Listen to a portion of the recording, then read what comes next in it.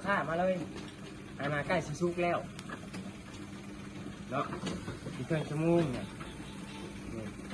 ยังบริยังเนาะยังบริยังพวกเช้าพอดีแล้วพอดีเปิดหน้ามึงอ้วนมันอ้วนงามเลยทีงามเลยเนาะอ้วนงามเลยกินดี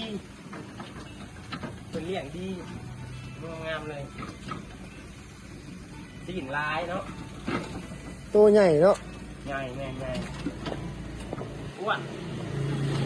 รับรองอ้วนตัวพอค่าแซ่บหมูใหญ่แซ่บหมูน้อยก็แซ่บแซ่บคือกันตามลูกค้าเคยซิมเลยเนาะกับเวยมาแซ่บเนาะกับพ่อไปได้อยู่พ่อเขาว่าอยู่เนาะโอ้โหนอนเราคนนอกเรานอกแล้วทางไหนทีมงานเราก็นอกเลยไงนอกแล้วบอกว่าไอ้คนว่าเริ่มมีซุกเลยเนาะทีมงานมา3เลือ2นอก1หลอด2นะแบทเพิ่นเบิดมันกำลังสั่งเปิดห้าง6 โมงเช้าเปิดห้างเนาะ6 โมงเช้า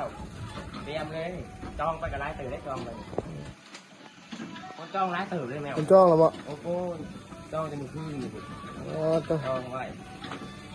เพราะว่าต้องมาแต่เช้าเนาะมาแต่เช้ามา8 โมงนี่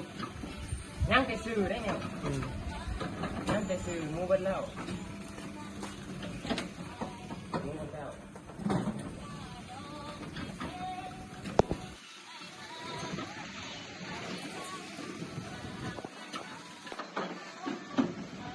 เราจัดไป6 โมงพอกันเนาะพอค่าปิ้งหมูต่อกัน